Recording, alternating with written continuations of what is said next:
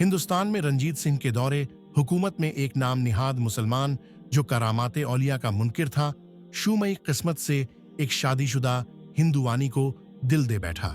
एक बार हिंदू अपनी बीवी को मायके पहुंचाने के लिए घर से बाहर निकला। उधर उस बदबख्त आशिक पर शहवत ने गलबा किया। चुनांचे उसने उनका पीछा किया और एक सुनसान मकाम पर दोनों को घेर लिया। वे दोनों पैदल थे और यह घोड़े पर सुवार था। इसने झूठ मूठ हमदर्दी का इजहार करते हुए सुवारी की पेशकश की, मगर हिंदू ने इनकार किया। वो इसरार करने लगा कि अच्छा औरत ही को पीछे बैठने की इजाजत दे दो कि यह बेचारी थक जाएगी। हिंदू को उसकी नीयत पर शुबा हो चला था, लिहाजा उसने कहा कि तुम जमानत दो कि किसी कस्म की खयानत किए बगैर मेरी बीवी को मंजिल पर पहुंचा दोगे। उसने कहा कि यहां जंगल में जामिन कहां से लाऊं? औरत बोल उठी, मुसलमान 11वीं वाले बड़े पीर साहिब को बहुत मानते हैं, तुम उन्हीं की जमानत दे दो। वो अगरचे हुजूर गौसे आजम रहमतुल्लाह अलैह के तसरगुफात का कायल नहीं था, मगर यह सोचकर कि हां कह देने में क्या जाता है, उसने हां कह दी।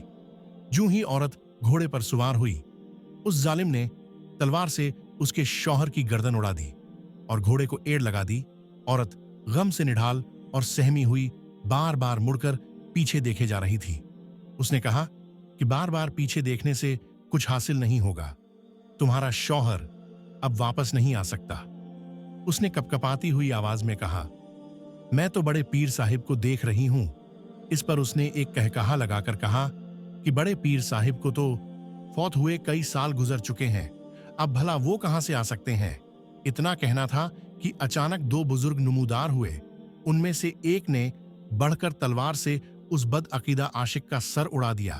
फिर औरत को मघोड़े के उस जगह लाए जहां वो हिंदू कटा हुआ पड़ा था। दोनों में से एक बुजुर्ग ने कटा हुआ सर धड़ से मिलाकर कहा, उठ अल्लाह के हुक्म से। वो हिंदू उसी वक्त जिंदा हो गया। वे दोनों बुजुर्ग गायब हो गए। यह दोनों मियां बीवी मकतूल के घोड़े पर सुवार होकर घर लौट आए। मकतूल के वारिसों ने घोड़ा पहचान कर रंजीत सिंह के कोर्ट में दोनों मियां बीवी पर केस कर दिया कि हमारा आदमी गायब है और घोड़ा इनके पास है, शायद इन लोगों ने हमारे आदमी को कत्ल कर दिया है।